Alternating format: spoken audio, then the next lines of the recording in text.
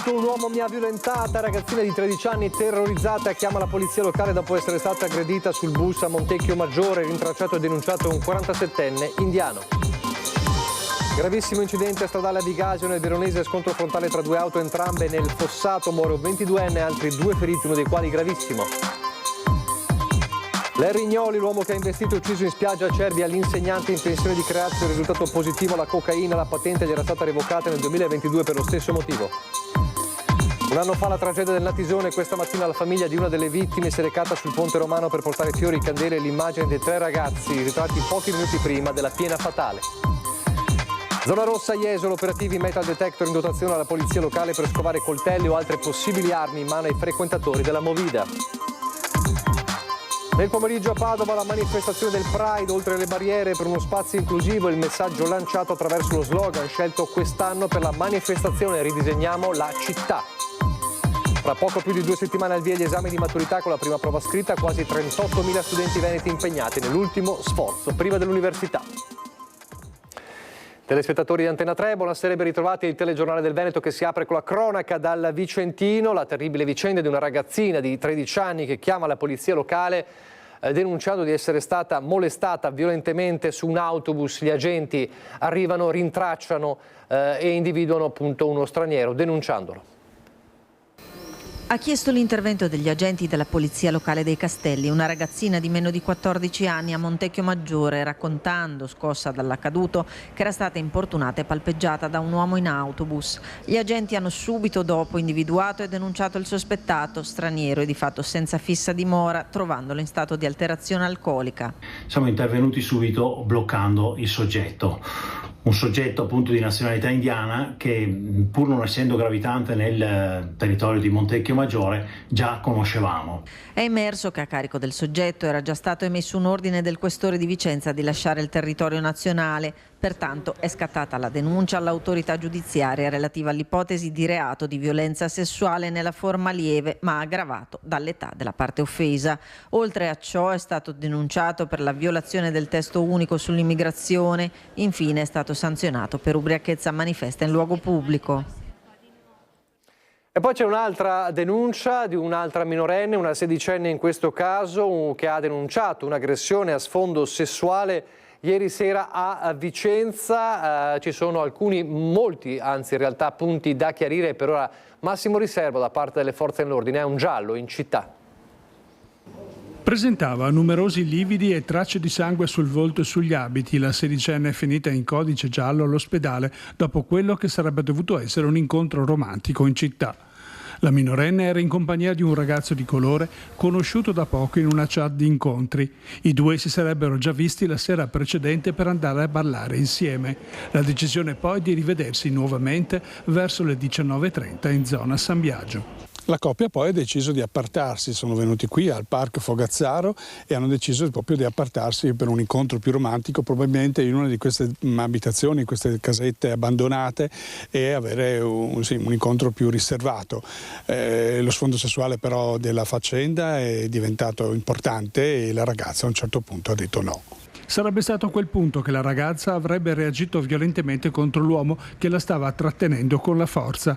Divincolandosi, sarebbe infine riuscita a scappare in contrapede muro, dove in lacrime è stata notata da alcuni residenti che hanno allertato una pattuglia della polizia locale.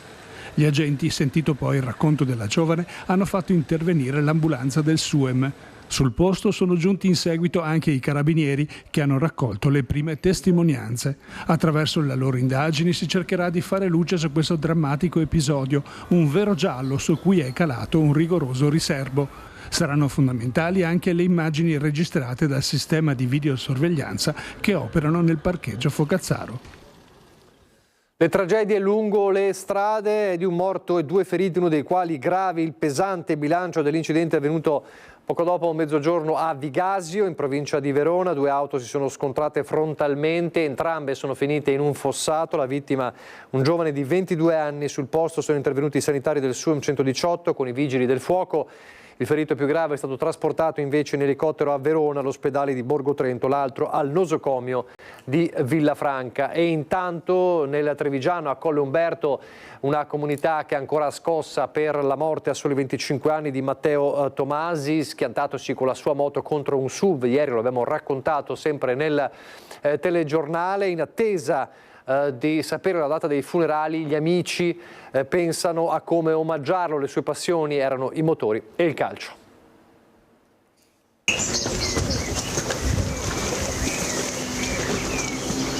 Al campo di calcio di Vittorio Veneto, dove si era allenato per tutta la stagione con i compagni, è proprio la sua squadra ad aprirci i cancelli e farci entrare in quello che era il mondo di Matteo Tomasi, per tutti Toma.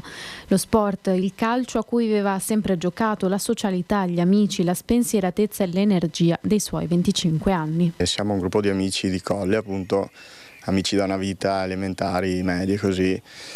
E ne abbiamo approfittato del fatto che chi giocava in categoria ha smesso, quindi ci siamo ritrovati e abbiamo deciso di iniziare questa avventura tra amici. Che ruolo giocava? Lui era portiere, il nostro portiere. Un tipo tranquillo, ma allo stesso tempo era fuori con le carte, era esuberante, era simpaticissimo, perché non si può dire altro, aveva sempre la battuta pronta e se eri giù trovava sempre modo di farti sorridere. Ci lascia tutti un grande vuoto e purtroppo non ci sono parole. L'annata è stata bellissima, abbiamo creato qualcosa di molto molto bello, però purtroppo questo è stata una gran batosta, quindi cercheremo di ricordare il nostro compagno per quella brava persona che era in su. Con l'ultima partita di campionato la scorsa settimana il Collywood si è classificato primo per la miglior difesa, un rigore parato proprio da Matteo che ha permesso alla squadra di raggiungere il titolo. L'ultima partita di campionato abbiamo fatto, adesso avremmo dovuto fare le fasi finali e adesso se c'è la possibilità andremo a giocare, andremo a vincere per lui. E vedremo, non sarà facile sicuramente, però Ci stiamo sentendo con tutta la squadra, probabilmente faremo una maglia celebrativa in base anche a quello che magari la sua famiglia ci lascia fare e poi sicuramente andando avanti col tempo qualche iniziativa salterà fuori. Non solo la passione per il pallone, ma anche quella per i motori. Lui usciva in moto con noi, ogni uscita era speciale con lui. Era, come hanno detto, era quello fuori con le carte del gruppo, però correva sempre con testa, non esagerava mai, non era uno che correva e non faceva le cose pensando. Matteo lavorava come programmatore in un'azienda di Pieve e dava una mano nel negozio di alimentari della famiglia di San Martino a Colle Umberto, famiglia che abita proprio sopra l'esercizio, ora chiuso per lutto fino ai funerali. Matteo, figlio unico, lascia nella disperazione mamma Laura e papà Ivan, che in queste ore stanno ricevendo visite, affetto e cordoglio dai tanti che lo conoscevano proprio grazie all'attività dei genitori. Conosciuto da tutti proprio, un bravo ragazzo e mi dispiace moltissimo.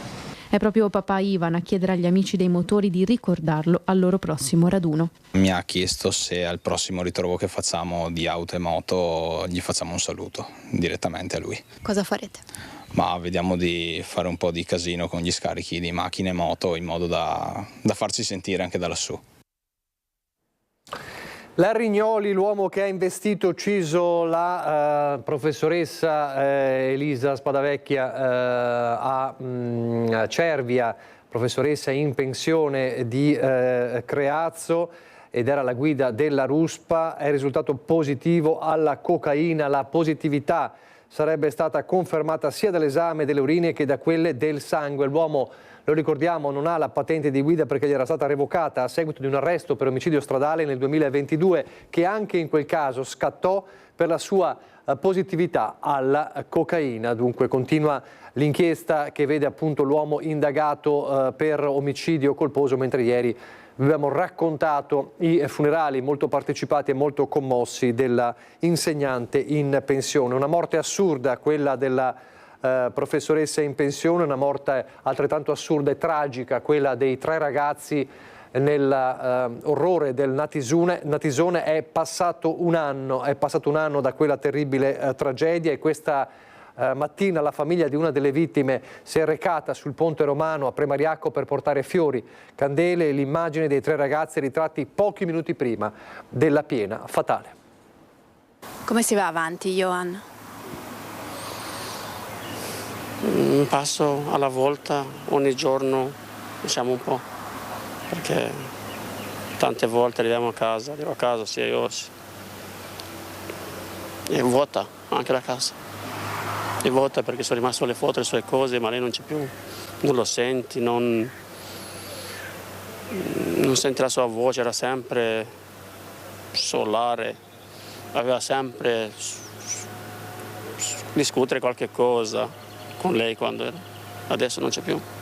Ha attaccato con cura le foto della figlia Patrizia e degli amici Bianca e Christian, papà Johan, sistemando fiori e candele. Sullo sfondo il Natisone limpido e placido non sembra minimamente quello che esattamente un anno fa ha travolto e ucciso i 3 ragazzi. Il dolore invece è lo stesso, anzi più forte che mai, e si mescola alla rabbia di 2 genitori che non trovano pace. E questo è un posto maledetto. Per me qua non dovrebbe stare persone anche adesso sulla spiaggia. Per me non dovrebbero. E lo ripeterò finché avrò vita, non dovrebbe. Questo posto dovrebbe essere chiuso, visto che tutti sanno quanto è pericoloso e nessuno non ha fatto niente e continua a non fare niente. Cioè, sento oggi che mia figlia e i suoi amici sono morti in vano, non ha servito a niente. Cioè, non ha servito a mettere altri cartelli, pericolo di piena, chiudere questo. Cioè, non ha servito a niente. Cioè, è straziante, è un anno senza di lei che ci ha tolto la vita pure a noi. Cioè, noi siamo morti con lei, viviamo solo che respiriamo e basta. C'è qualcosa che ti ha dato tanto fastidio in questo anno? Sai, sono tutti i commenti gratuiti che chi non ci conosce, non conosceva i ragazzi, dicono la loro. A me mi fa più male perché tutti dicono che loro non dovevano essere là, che loro sono venuti non su un fiume, loro sono venuti a Premariacco Beach. Cioè, se c'è la ricerca su Google di mia figlia è Premariacco Beach, non fiume Premariacco. Quindi loro non sapevano che è un fiume, non sono andati dall'altra parte dove il fiume è pericoloso. Quindi è questo che succede, che è sempre colpa del morto.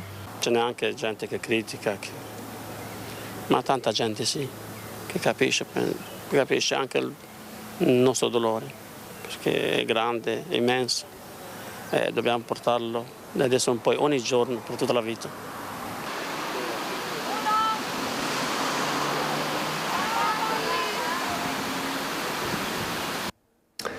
Un'altra tragedia, un ciclista di 61 anni di Sandona di Piave è morto questa mattina stroncato da un infarto lungo la strada che conduce alla diga della Val Gallina in comune di Soverzene. Lorenzo Susan faceva parte di una numerosa comitiva organizzata dall'associazione Beach and Bike di Sandona. Attorno a mezzogiorno l'uomo si è sentito male ed è stato prontamente soccorso dai compagni che si sono alternati nella rianimazione cardiopolmonare fino all'arrivo dei sanitari dell'eliambulanza del SUEM, subentrati dopo essere stati calati nelle vicinanze con un verricello. Purtroppo a nulla sono valsi i tentativi e il medico ha potuto solamente constatare il decesso del 61enne. Torniamo a Vicenza, aveva minacciato di morte a Campomarzo una giovane mamma, l'abbiamo raccontato proprio nei giorni scorsi, dicendo o te ne vai o uccido te e tuo figlio. È stato rintracciato ed espulso lo straniero. È stato espulso dal territorio nazionale uno straniero di origini tunisine di 40 anni, irregolare sul territorio nazionale, accusato di aver minacciato di morte una donna a Campomarzo. L'uomo è entrato in Italia a Lampedusa senza fissa dimora, si era unito nell'ultimo periodo a un gruppo di connazionali. Episodio che risale a mercoledì pomeriggio e che la giovane mamma aveva raccontato ai nostri microfoni. La donna, di ritorno dal parco giochi con il bimbo in passeggino, era passata davanti al gruppo di stranieri.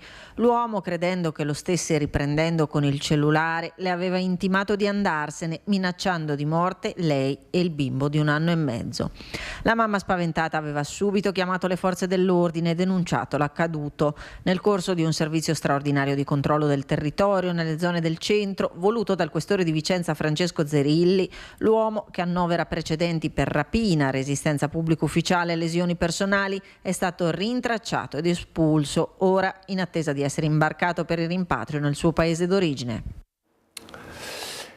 2 settimane fa abbiamo raccontato del primo giorno di apertura della stagione estiva a Jesolo, annunciando già fin da allora quello che sarebbe stato l'utilizzo del metal detector nella zona rossa di Jesolo. Oggi li vediamo quei metal detector, ha fatto un giro per noi proprio a Jesolo Filippo Fois.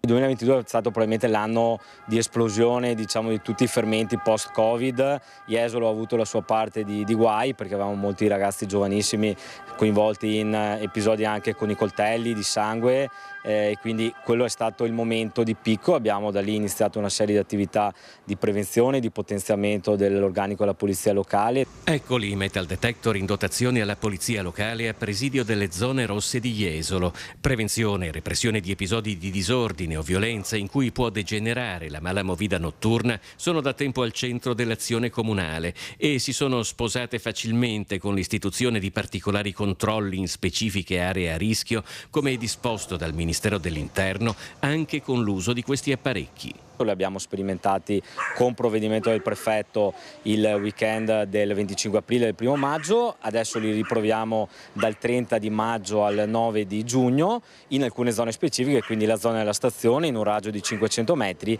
e la zona centrale da Piazza Casabianca a Piazza Marina, e ci permettono appunto di allontanare quei soggetti che vengono a Jesolo non per divertirsi ma per fare confusione e per creare danno agli altri. In provincia altre zone rosse sono disposte a Venezia, Mestre e lungo il litorale di Chioggia. Con 26.000 abitanti Jesolo è teoricamente il comune più piccolo. In realtà con la stagione estiva si gonfia a tal punto da poter toccare quota 150.000, diventando di fatto uno dei centri più popolosi della regione.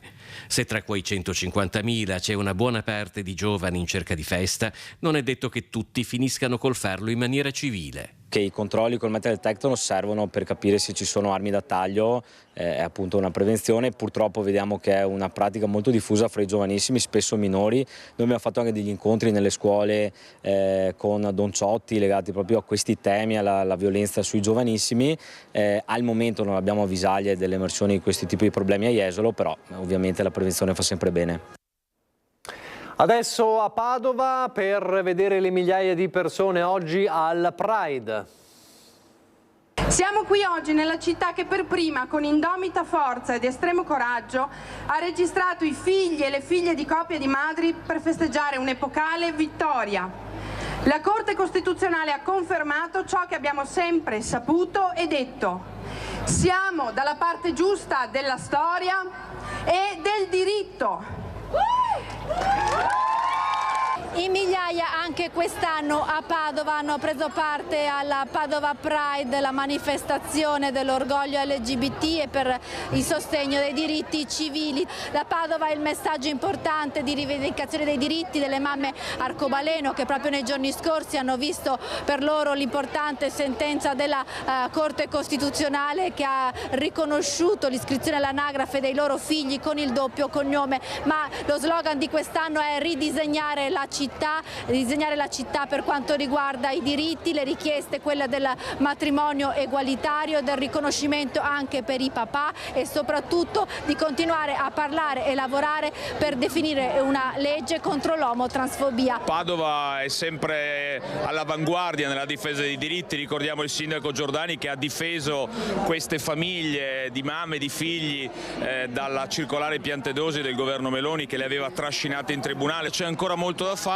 Serve una legge contro l'odio e contro la violenza perché troppe persone vengono fatte oggetto di violenza, di discriminazioni nella nostra società e dunque serve ancora fare molto, però Padova è un esempio importante ed essendo anche la mia città ne sono davvero orgoglioso. Al Pride poi hanno preso parte anche esponenti della giunta comunale come il vice sindaco di Padova Andrea Michalizzi e l'assessora Margherita Colonnello.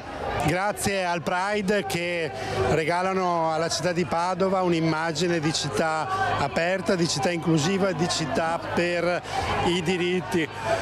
Oggi è bello vedere tanta gente, tante ragazze, tanti ragazzi. Qual è il messaggio che ha lanciato con il suo discorso dal palco? Ho voluto dedicare questo discorso alla mia pancia che custodisce una creatura.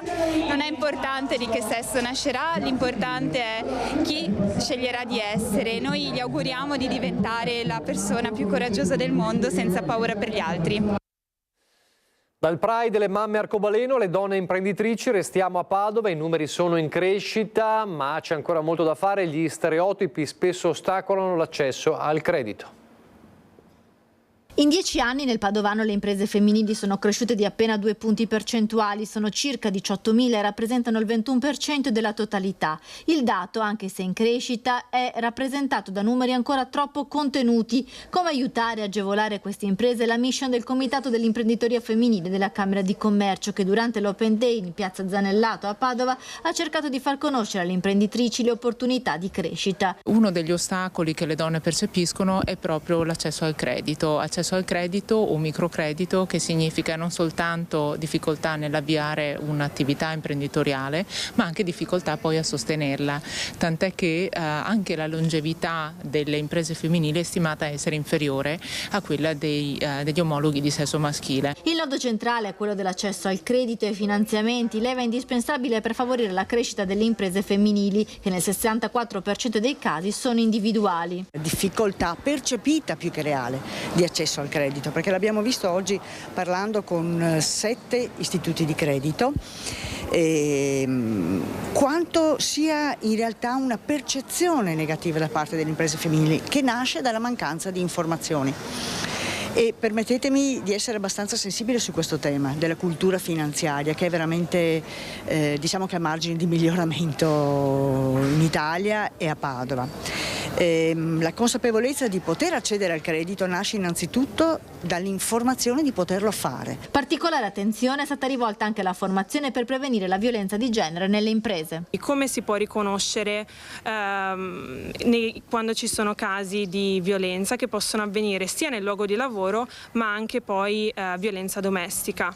Nel terzo incontro invece ci focalizziamo sul dare gli strumenti a un gruppo ristretto di dipendenti, che possono essere dei riferimenti che l'azienda vuole creare all'interno del suo staff, in modo tale che ci siano dei responsabili, delle figure che si occupino di ricevere, diciamo, le segnalazioni. In chiusura parliamo di scuola. Ancora qualche settimana gli studenti del Veneto saranno impegnati negli esami di maturità. Prima riunione della commissione il 16 di giugno con l'insediamento dei commissari, e poi il 18 giugno la prima prova scritta per tutti, come sempre una prova di italiano e 6 ore di tempo per svolgerla. Un po' di numeri: in Veneto sono 34.372 studentesse e studenti delle scuole statali e 3.666 quelli delle paritarie che sosterranno l'esame, in tutto quasi 38.000. In diminuzione le statali, meno 2.978, in aumento le paritarie, più 1.583. Il maggior numero degli studenti in entrambi i casi si registra in provincia di Treviso, 7.411 nelle statali e 390 nelle paritarie. È tutto, vi lascio al meteo, fra poco c'è il telegiornale di Venezia, grazie per averci seguito, arrivederci.